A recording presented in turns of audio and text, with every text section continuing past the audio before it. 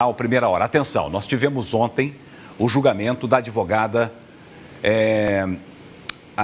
Luciana Siqueira. Luciana Siqueira foi levada ontem ao tribunal do júri.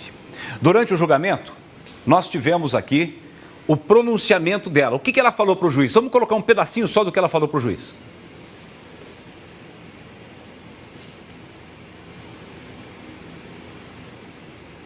Ela chorou durante o julgamento. Eu já tenho depressão desde criança. Olha aí. Fazia uso de medicamento. Sim, eu ingeri bebida alcoólica. Eu ingeri uma tequila no licor 43 às 7h30 da noite. O que aconteceu com o acidente não foi decorrente de bebida alcoólica. Eu lembro de flashes, porque eu bati muito na minha cabeça, no comportamento do carro, né? Tem gente que acha que eu estava agressiva, acredito mesmo, porque devido à proporção que ficou o veículo, o acidente foi grave. Até os policiais mesmos falaram que foi incompatível com a vida do acidente. Eu lembro de flashes do McDonald's. Eu estava, sim, entrando no McDonald's. Eu vim 10h30 da noite para Londrina. Eu saí de Maringá porque era feriado em Maringá. Eu não gostaria de encontrar meu ex-marido na cidade de Maringá. E eu sabia que os meus filhos estavam com ele, mas que ficariam com a avó. Então, eles saíram à noite e eu não gostaria de sair lá. Vim para Londrina 10h30 da noite. Eu não estava em festa em Londrina, tá? Eu só ingeri essa bebida 7h30 da noite. Tá aí.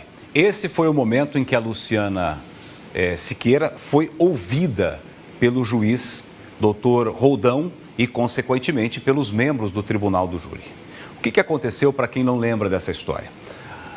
Essa advogada, ela estava conduzindo um Toyota Etios, ali na região do Parque Ney Braga. Ela estava sob efeito de álcool e ela disse também aí no depoimento ao juiz que não foi só esse o problema. Aliás, ela fala até que o maior problema não foi o efeito da bebida, foi o efeito do remédio que ela estava tomando, depressão, problemas pessoais, etc. Bom, só que nesse caso ela acabou atropelando a vítima. Quem é a vítima? O porteiro.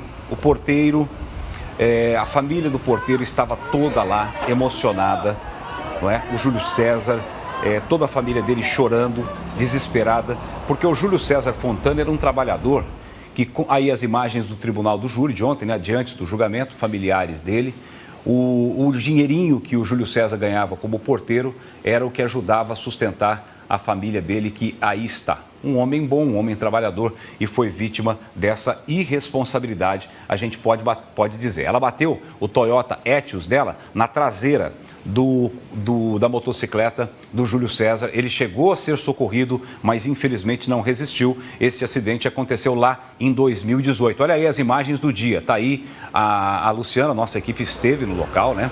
Esse alambrado aí, gente, esse é isso aí, eu já falei. Esse alambrado aí que vocês estão vendo é ali na divisa da BR-369, em frente ao Parque Ney Braga, para as pessoas não ficarem cruzando debaixo da passarela.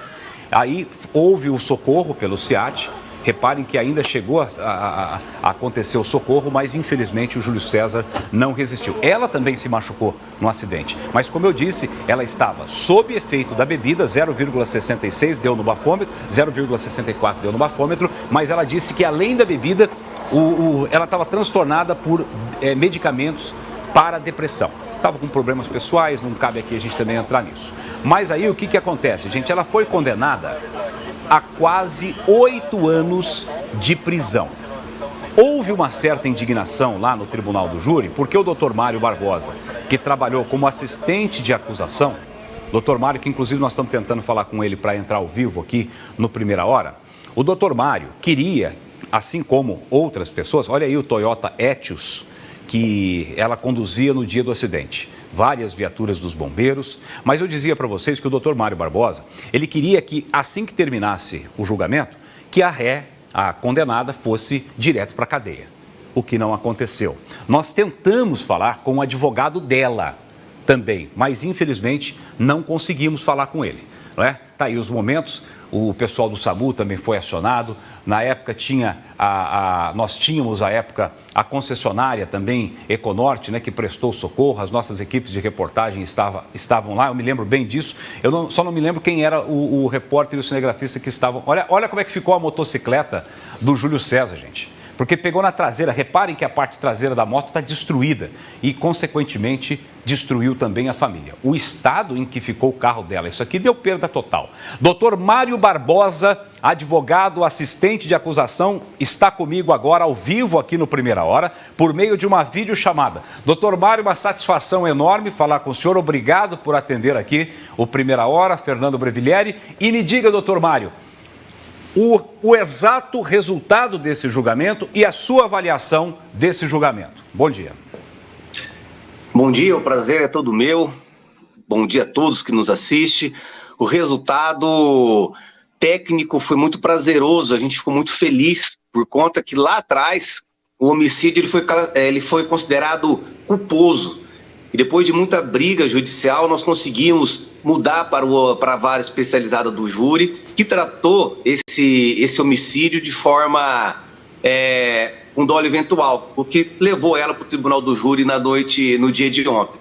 Aí, após ouvir as testemunhas de acusação, ouvir as testemunhas de defesa, o interrogatório da ré, depois dos debates, o corpo de jurado decidiu que sim, ela agiu com dolo eventual porque ela tinha tomado medicamento, mesmo assim bebeu e foi lá e fez o que fez. Então ela foi condenada e na hora do magistrado fazer a dosimetria da pena, ele começou pelo mínimo legal, ele chegou a 9 anos, só que como ela foi uma ré confessa, ele diminuiu 1/6, que acabou culminando em 7 anos e 1 mês. E 11 meses de prisão. Doutor Mário, o senhor tem comentado, né, nas suas entrevistas, nas suas redes sociais, dessa questão do réu sair condenado do tribunal do júri livre, sair andando ali junto com os seus advogados e tal.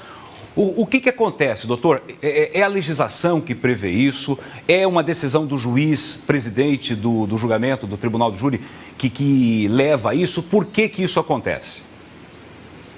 Fernando, tá uma indecisão muito grande no Supremo sobre essa questão de prisão imediata. Ocorre que o Código de Processo Penal, ele é taxativo, ele prevê que penas de 15 anos ou mais é prisão imediata. Sai do julgamento, uma vez condenado, preso, direto para dar início ao cumprimento da pena. Porém, o juízo de Londrina ele entende que não deve ser aplicado imediato. O Tribunal de Justiça do Paraná também está compreendendo isso. Desse caso concreto, eu andei com mandado de segurança preventivo. O Tribunal de Justiça disse que não, porque é o entendimento deles. Aí impetramos outros no STJ, que ainda não saiu a decisão. Mas a gente quer levar essa discussão até lá na Suprema Corte para definir em caráter definitivo essa questão. Ou, pelo menos, a gente começar a discutir e tentar aperfeiçoar o sistema, porque para os familiares da vítima é muito ruim.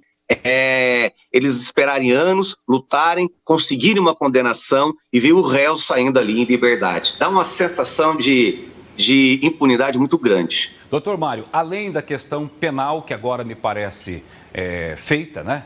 Tem também danos, lucro cessante, ou seja, o Júlio César tinha uma vida ainda pela frente, porque ele era um homem em plena capacidade de trabalho e inclusive, esse trabalho era fundamental para o abastecimento da sua família. Existe alguma outra ação tramitando nesse sentido, doutor?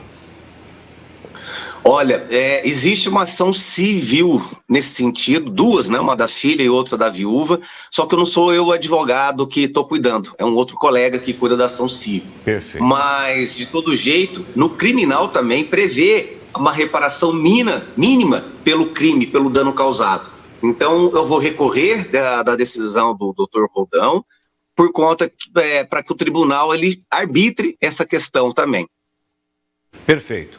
Então, nós temos a condenação, foram 7 anos e quanto, doutor Mário, a pena? 7 anos e 11 meses. Então, o recurso que eu vou interpor, a gente vai querer majorar essa pena para ser um pouco maior, mais elevada, e também a gente vai querer que o tribunal arbitre um quanto pela reparação desse dano aí, do mal injusto ocasionado. E ela vai ficar em liberdade, ela pode trabalhar, ou ela fica naquela condição em que qualquer passo que ela tenha que dar, estou me referindo à ré, ela tenha que comunicar à justiça. Ela pode sair do país, por exemplo, para fazer uma viagem? Qual é a situação dela? Ela vai responder esse processo em liberdade. Então, o juiz deu essa garantia, esse direito para ela, então ela não está com nada restritivo por hora. Tá certo. Obrigado, doutor Mário Barbosa, uma satisfação mais uma vez falar com o senhor. Obrigado, eu que agradeço. Bom trabalho. Obrigado, doutor Mário.